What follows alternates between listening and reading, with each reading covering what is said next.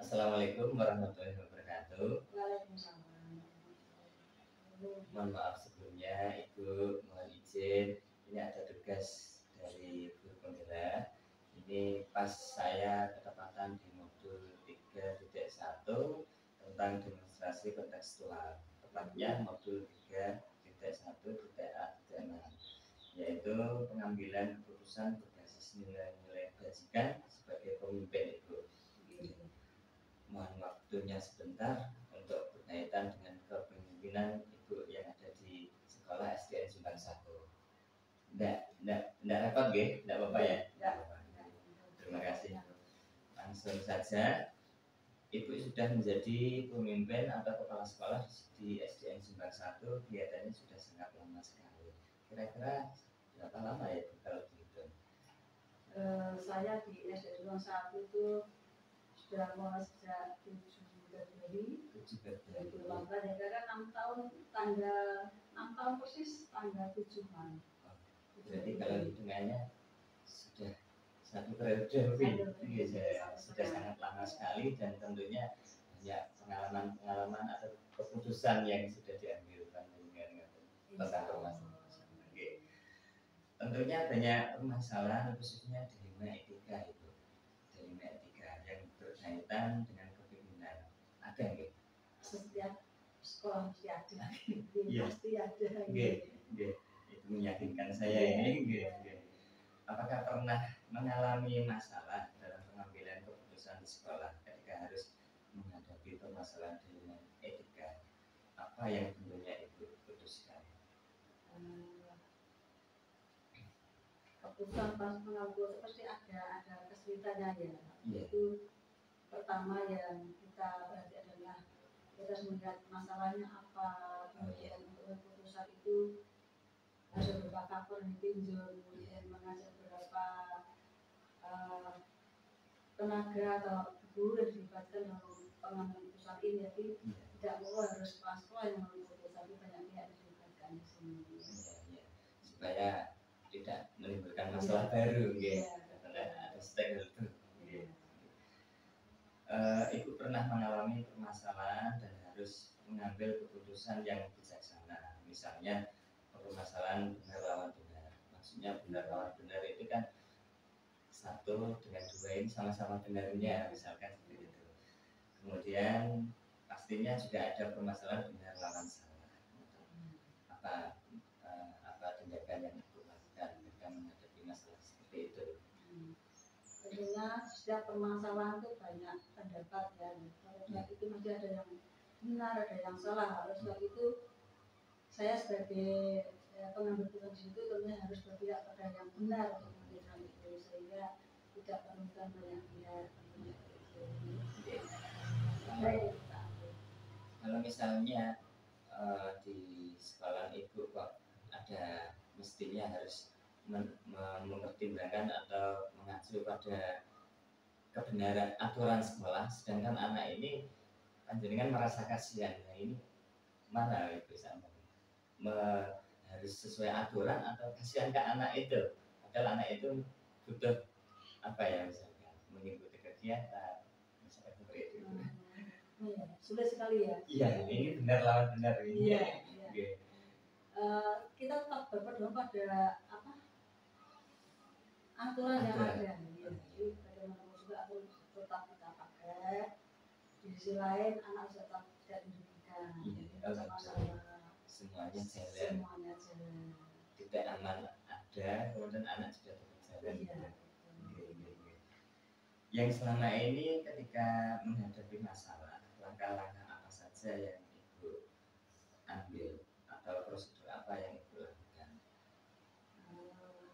Kita pertama harus musyawarah dulu. Kemudian dari situ banyak pendapat yang masuk, kemudian kita pertimbangkan, kemudian dari pertimbangan itu tentunya ada etika yang harus kita patuhi, sehingga tercetuslah keputusan yang paling baik di antara sekian banyak pendapat yang masuk. Jadi tidak satu pihak mengambil keputusan luar biasa. Hal-hal apa yang paling efektif ketika menghadapi dilema atau permasalahan selama ini?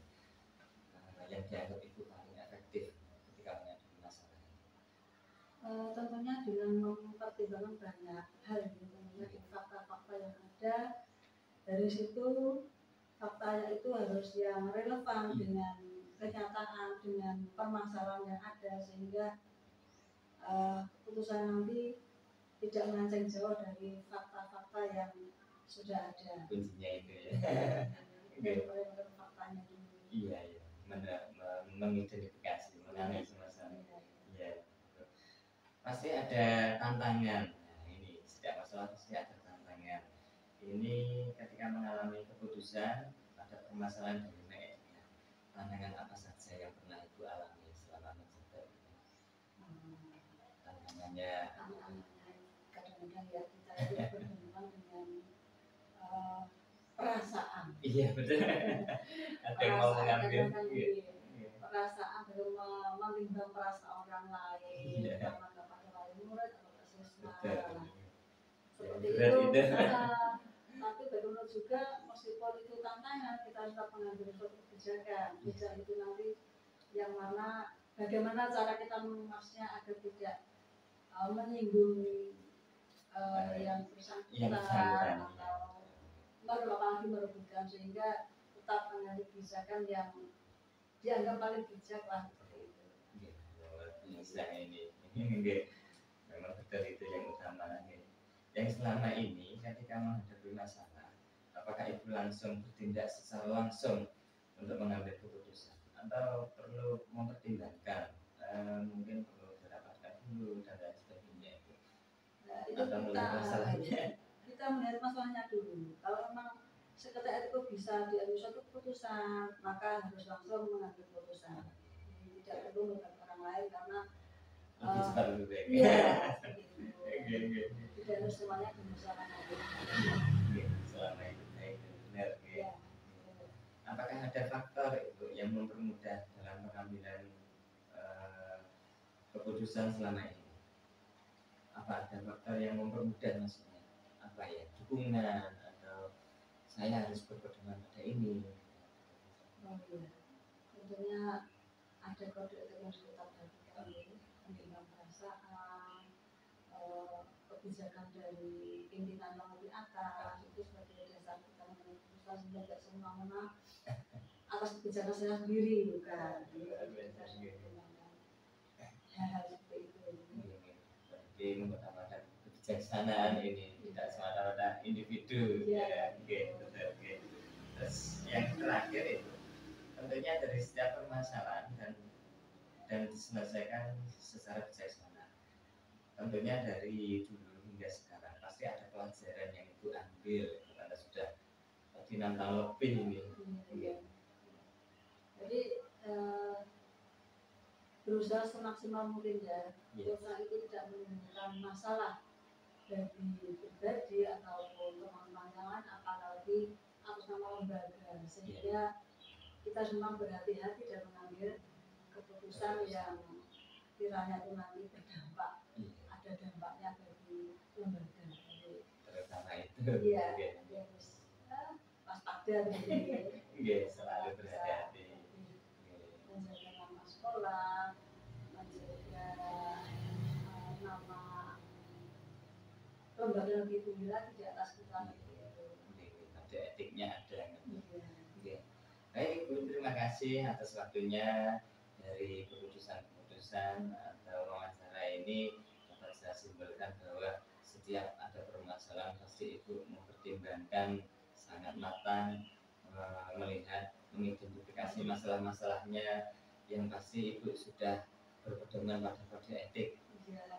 Terus selalu misalkan kalau kesulitan mempertimbangkan dengan atasan juga, karena punya atasan luar biasa, benar lawan benar juga sudah pernah dialami dan juga sudah diputuskan.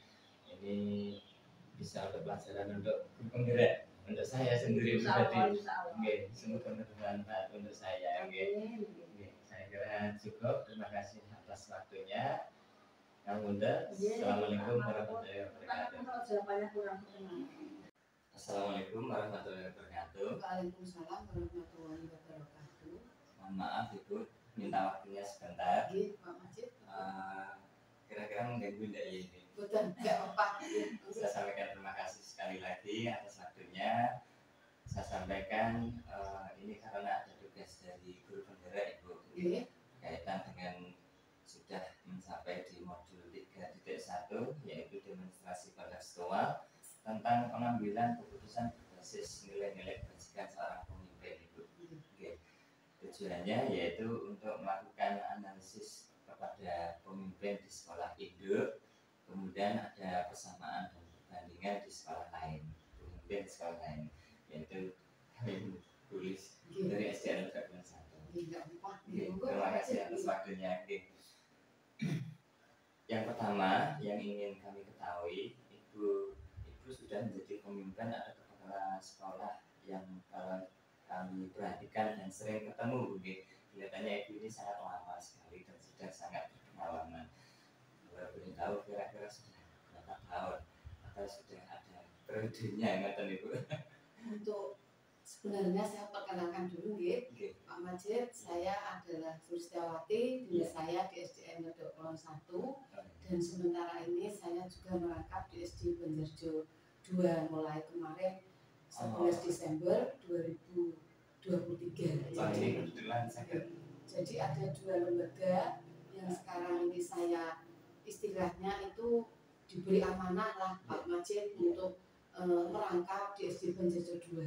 Saya di SD Ngedok Kulon 1 itu mulai tahun 2020 kemarin. Jadi sekitar 4 tahunan saya dinas di SD Ngedok Kulon 1. Sekitar 4 tahun Pak Majid. Belum lama. Belum sampai 6 tahun. Tentunya banyak permasalahan ya Bu, khususnya di dunia etika yang berkaitan kepemimpinan. Itu pasti ada Ibu. Iya, di lembaga saya yang induk maupun lembaga yang kemarin itu yang saya mendapat tugas tambahan itu banyak sekali permasalahan yaitu tentang di dunia etika. Yang mengingat karena sekarang ini zamannya istilahnya globalisasi, jadi banyak sekali permasalahan baik di lembaga saya maupun yang lembaga yang saya sekarang tambahannya itu banyak sekali. Ya, dan tambahannya itu banyak sekali Pak Majid. Apakah pernah mengalami masalah dalam pengambilan keputusan di sekolah ketika harus menghadapi permasalahan di dunia etika? Apa yang tentunya Ibu lakukan? Permasalahan kalau ada permasalahan di lembaga SDN Ngedok Kulon 1, tentunya permasalahan itu kalau misalnya permasalahan itu memang sangat mendasar, mencakup saya dan guru-guru, tentunya saya juga melibatkan teman-teman guru dalam pemecahan masalah itu. Kalaupun tidak, saya bisa mengambil keputusan sendiri, tentunya saya harus selalu berpegang pada kode etik, maksudnya kebijakan-kebijakan yang saya ambil tidak menyimpang dari kode etik itu. Untuk titik amannya aja ya. Titik amannya saja saya harus berpegang pada itu Pak Majid terus terang ya. Selain saya mendapat masukan dari teman-teman, bagaimana ini kalau seperti ini teman-teman mungkin sebagai kepala sekolah kan tentu banyak sekali juga kekurangannya, makanya itu masukan dari teman juga perlu saya pertimbangkan. Semuanya pasti bersama-sama ya. Bersama-sama dan menyelesaikan masalah. Tentunya Ibu pernah mengalami permasalahan dan harus mengambil keputusan yang bijaksana. Misalnya permasalahan benar lawan benar Ibu dan benar lawan salah. Ketika benar lawan benar kan misalkan Ibu sesuai dengan peraturan, terus kadang juga mempertimbangkan saya kasihan kepada anak ini. Nah ini bagaimana Ibu cara menyikapinya? Kalau dilema etika nih Pak Majid, antara kalau benar dan salah tentunya saya pasti langsung tidak ada masalah. Langsung yang benar itu keputusan yang saya ambil. Pasti aman. Kalau yang benar itu kadang itu permasalahan memang gini, ada rasa kasihan, ada rasa misalnya ada ini benar, tapi saya kok merasa kasihan nggak itu. Kadang itu membuat harus betul-betul saya mengambil keputusan itu tepat, dalam arti keputusan itu tidak membuat masalah itu semakin keruh, tetapi justru keputusan itu harus benar dan tidak apa itu maksudnya, dan tidak itu Pak Majid, ya, menimbulkan masalah lagi dan tidak merugikan orang lain. Luar biasa Ibu ini kalau mengambil keputusan. Yang selama ini ketika menghadapi masalah, langkah-langkah apa saja yang Ibu ambil? Maksudnya selama menjabat sebagai pemimpin ini ada prosedur apa yang Ibu lakukan? Kalau ada suatu masalah Pak Majid, ya pertama yang saya lakukan itu mengidentifikasi masalah.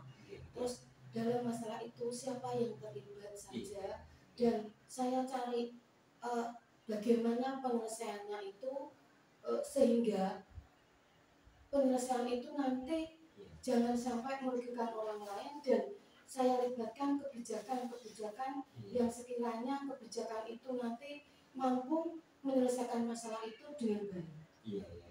Melihat masalahnya dulu ya. Jadi mengidentifikasi masalah, siapa saja yang terlibat dalam masalah itu, dan bagaimana solusinya itu nanti, jangan sampai masalah itu nanti membuat orang lain itu membuat masalah lebih keruh dan membuat orang lain dirugikan. Kemudian hal-hal apa saja yang paling efektif ketika menghadapi dilema atau permasalahan selama ini yang paling efektif? Yang paling efektif itu ya Pak Majid, yang saya pada dalam masalah tersebut itu, bagaimana kita itu menyelesaikan masalah itu, intinya ya menyelesaikan masalah itu jangan sampai masalah itu menjadi lebih berat, dan masalah itu nanti bagaimana penyelesaiannya sehingga sehingga masalah itu gini Pak Majid, sehingga masalah itu jangan sampai istilahnya baik untuk kita semua. Masalahnya itu bagaimana Pak Majid, kalau kita ada masalah itu, kalau saya bisa mengatasi sendiri, saya atasi sendiri. Kalau misalnya itu nanti saya ada pertimbangan untuk teman, mesti saya rundingkan, harus saya rundingkan dengan teman-teman, saya musyawarahkan dengan teman-teman agar masalah itu segera terselesaikan. Jadi tidak semata-mata saya sendiri harus saya itu, tetapi saya harus mempertimbangkan pendapat dari teman yang lain, menghargai pendapat teman yang lain. Kalau ada masukan dari teman, kiranya masukan itu membuat hal itu lebih baik, pasti akan saya terima, dan monggo kita musyawarahkan bagaimana solusinya nanti kedepannya itu tidak merugikan dan membuat masalah itu cepat terselesaikan. Pasti ada tantangan ketika menghadapi masalah dan ketika mengambil keputusan pada permasalahan dilema etika itu. Tantangan apa saja yang pernah Ibu alami ketika ada masalah? Tantangan yang kalau ada masalah, tantangan yang saya alami gini Pak Majid, kalau masalah itu, dua masalah itu betul-betul benar, yang saya harus memilih salah satu keputusan yang tidak keputusan itu tidak merugikan semuanya, yang itulah tantangan yang maksudnya yang sangat berat. Makanya dari itu bagaimana semuanya itu harus dipikirkan dengan baik, harus sesuai dengan kebijakan dan sesuai dengan, intinya saya tidak menyimpang dari etika, maksudnya etika itu saya tidak menyimpang dan tidak merugikan dari semua hal, dari semua pihak tidak dirugikan. Pasti kan di situ kan ada berpikirnya tentang Ibu berpikir tentang keadilannya, kasihannya, ada aturannya, ada aturan yang kita pegang, itu harus sama-sama benar. Sama-sama benar, itu harus kita pikirkan matang-matang istilahnya. Alhamdulillah tadi bisa diselesaikan.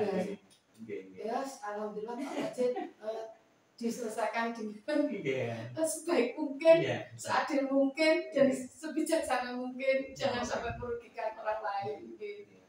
Yang selama ini ketika menghadapi masalah, apakah Ibu langsung bertindak secara langsung? Apakah harus dipertimbangkan dulu? Kalau misalnya, kalau masalah itu bisa saya selesaikan sendiri, maksudnya masalah itu betul-betul saya bisa mengambil keputusannya, langsung saya putuskan. Oh, iya. Kalau misalnya masalah itu memang memang misalnya memang Iya. masalah itu nanti hubungannya teman juga terlibat, Bapak Iya. Ibu guru juga terlibat, pasti saya akan musyawarahkan, akan saya libatkan Bapak Ibu guru. Iya. Betul.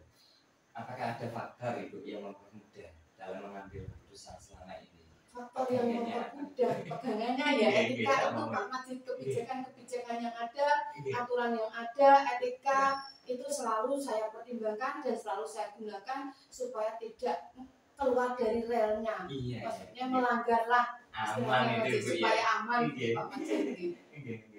Luar biasa. Tentunya dari setiap permasalahan itu dan diselesaikan secara bijaksana. Tentunya dari dulu hingga sekarang pasti ada pelajaran yang menarik dari pengambilan keputusan. Pengalaman lah iya.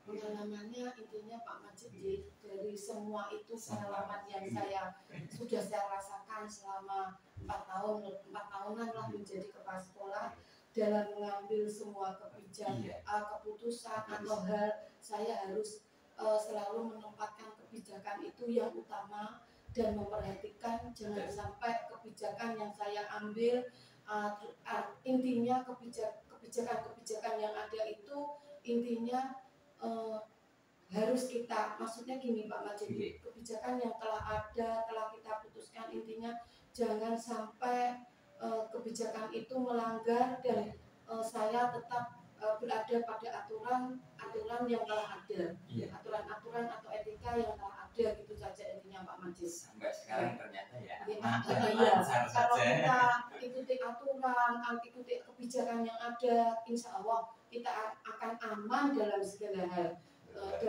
Nantinya dalam kita berhubungan adanya permasalahan, kita bisa menyelesaikan dengan baik dengan Bapak Ibu guru juga, tidak ada masalah, kita enak dalam menyelesaikan. Itulah Pak Majid intinya. Itu walaupun masalah internal. Iya, masalah internal maupun eksternal, kalau bisa di sekolahan diselesaikan dengan baik, insya Allah. Kalau kita selalu ikuti kebijakan yang ada, aturan yang ada, insya Allah aman. Tidak ada apa-apa, berjalan dengan lancar sampai sekarang. Baik Ibu, saya kira cukup karena ini sesuai dengan visi-visinya ada, sudah saya sampaikan semuanya, saya tanyakan semuanya. Sebagai bekal saya kelihatannya ini untuk guru penggerak menjadi pemimpin, dan kalau saya petik hikmahnya ini nanti Ibu ini selalu mengambil kebijakan keputusan ini dengan bijaksana, dengan pada etik ini yang paling aman ini dengan aturan, tata tertib, kemudian dan tentunya tidak lupa dengan rasa kasihan. Kasihan itu juga dipertimbangkan. Kasihan itu juga dipertimbangkan Pak Majid. Selain kita berpegang pada aturan, kasihan, terus Pak Majid, ya itulah semuanya Pak Majid harus dipertimbangkan. Memang bagaimanapun kalau kita tetap hubungan manusia dengan manusia tetap terjalin dengan baik, betul-betul. Iya, betul. Ya, semoga Pak Majid di CGP ini lancar sampai selesai nanti. Dan sukses menjadi pemimpin yang amanah. Ya, suatu saat kita Pak Majid semua akan menjadi pemimpin. Entah itu pemimpin dalam hal apa kan akan menjadi pemimpin.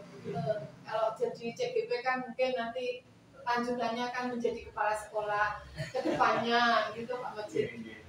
Insya Allah kalau sudah ada pengalaman dari Ibu, ada 2 pemimpin, insya Allah kalau ke depannya satu waktu jadi seperti Ibu. Amin, berkah Pak Majid. Pengalamannya itu hanya satu, karena ya memang mungkin saya juga kalau Pak Majid banyak sekali kekurangan, cuma saya akan berusaha lebih baik lagi. Namanya kita sebagai manusia berusaha lebih baik lagi. Real Ibu ini, faktanya Ibu juga sudah percaya sama atasan untuk memimpin 2 sekolah ini. Jadi Ibu kan luar biasa ini, amanah dalam melaksanakan dengan sebaik mungkin. Kemarin juga sudah saya matur sama dinas pendidikan, ya karena amanah ini Pak saya terima dan saya laksanakan dengan sebaik mungkin sampai selesai.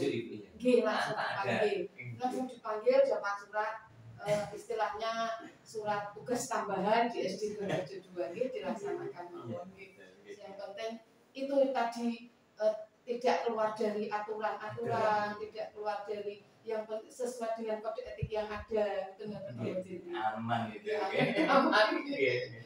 Saya kira cukup Ibu nggih. Matur suwun, Terima kasih sangat banyak Pak saya Majid. rasakan hikmahnya dan manfaatnya ini nggih. Ngapunten kalau masih ada kekurangannya gitu.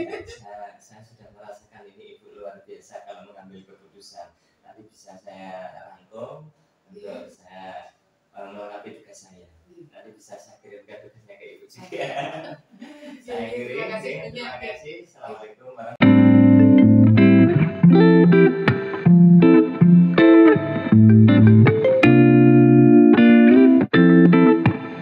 wabarakatuh.